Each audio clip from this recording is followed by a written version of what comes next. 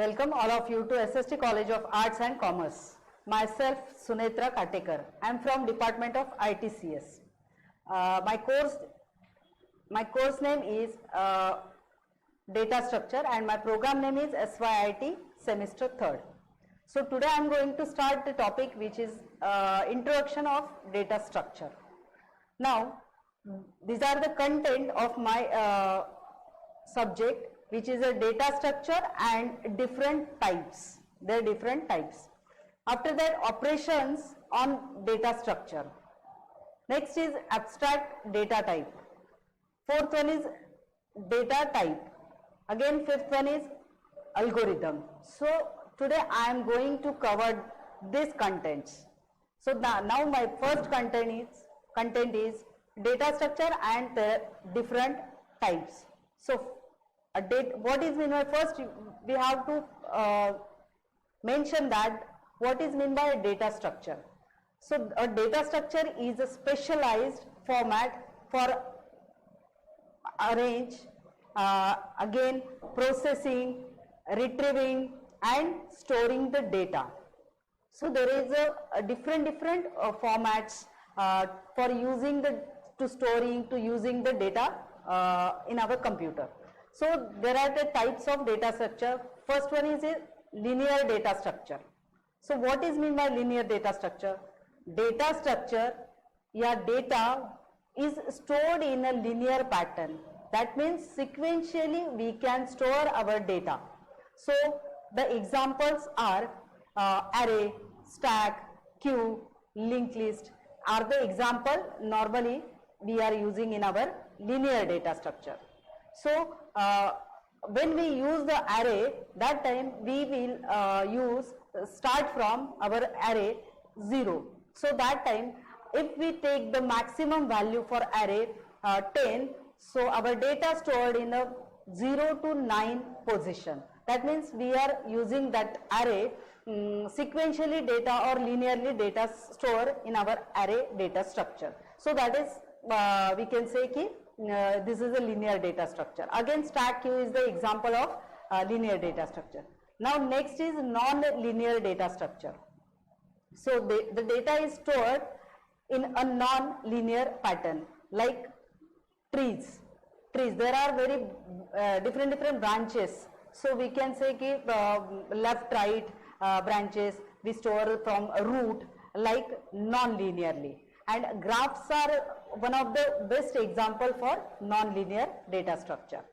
Next, we can again differentiate like memory based data structures types. So first one is a static data type, and second one is dynamic data type. So in static data type there is a data structure whose memory occupation is fixed.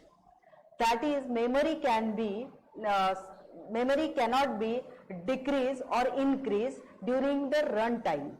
This is a very important which we cannot run time that data can increase or decrease. So this is called as static data structure, and array is the best example for static data structure, because when we use the value for or size for array, we are using particular size, up to particular size we are using our data like 0 to 9. That means if our size is 10, so we are sequentially as well as we are using that data static manner or static mode.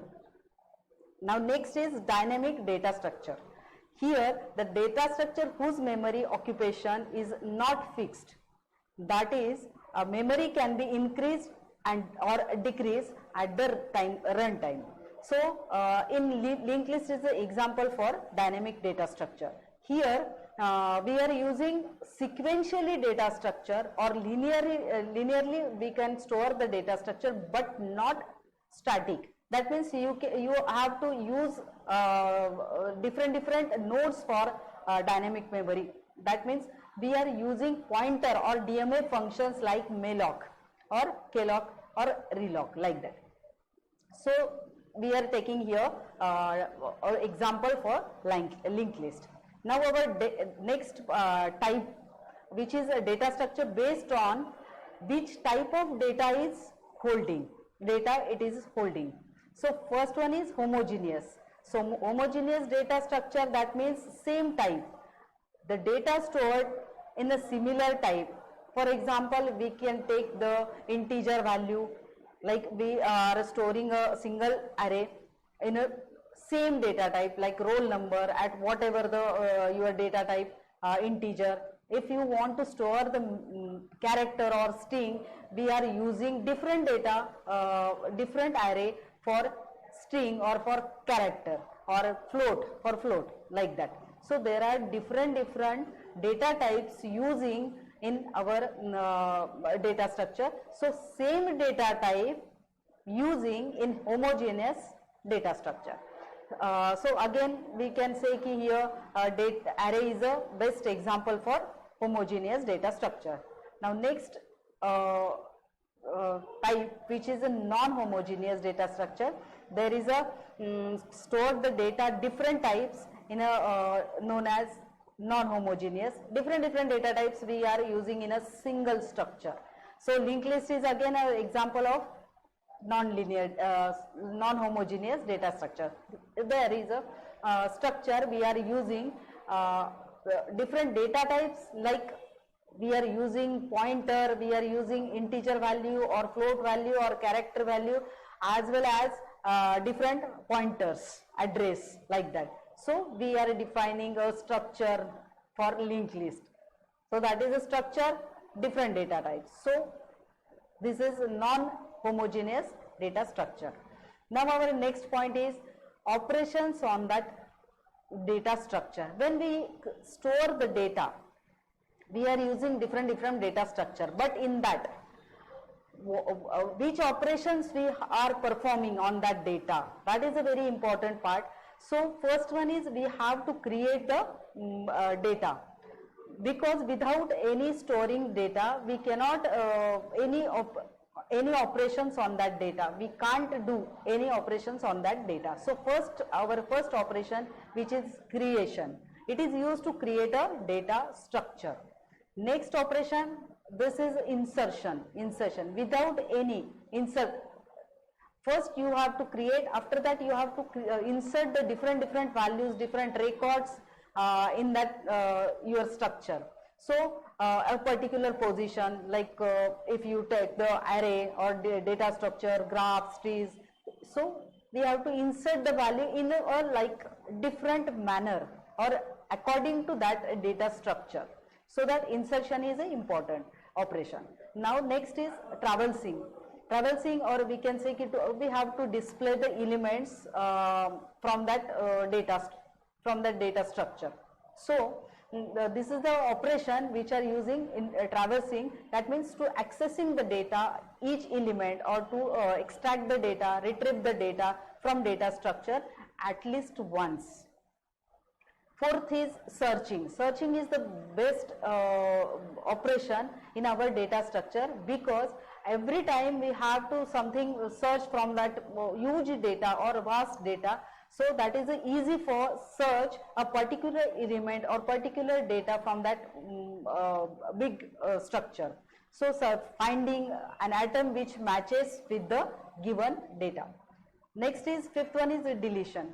So maybe sometime we have to remove the data or delete the data. That time we are using this operation, which is a delete. It is used to delete the element from the data structure, different from their different data structure. So next point is merging. Merge. If we want to store the data in a particular data structure, again we are using next data structure. So that time we are using a merging operation to merge all the data in a single unit or a single data structure. So combining two or more lists into a single data. Next, our operation is copying, creating a copy of the list of further use. Next, splitting, that means opposite of merging, which is split the data. Somewhere, sometime we are using a single data, single structure, but whenever you want or whenever your requirement, you can split on that data in a different data structure or a different list, and the format of different list. So dividing the list into 2 or more lists as per requirement of the program.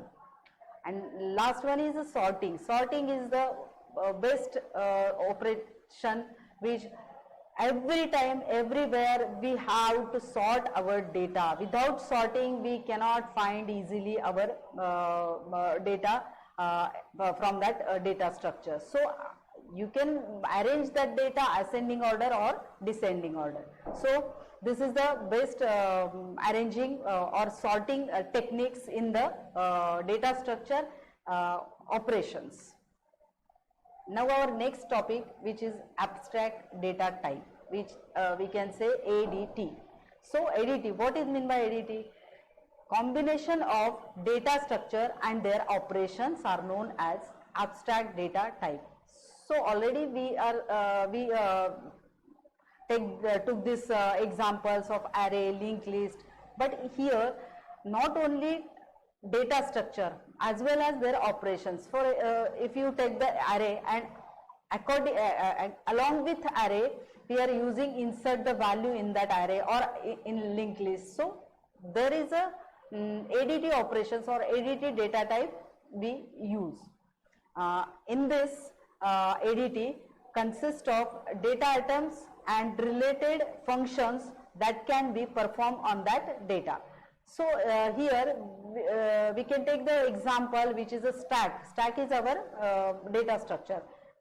So if you want to store the data or to insert the data in stack, we are using push function, or if you want to remove the data from that list, so from stack, so we are using pop function. So these are functions with their atoms, data atoms that can perform on that data. So it does not deal with the implementation. That is a ADT. So using ADT allow to divide larger program into smaller program. That is the advantage of our ADT. Now next is data type.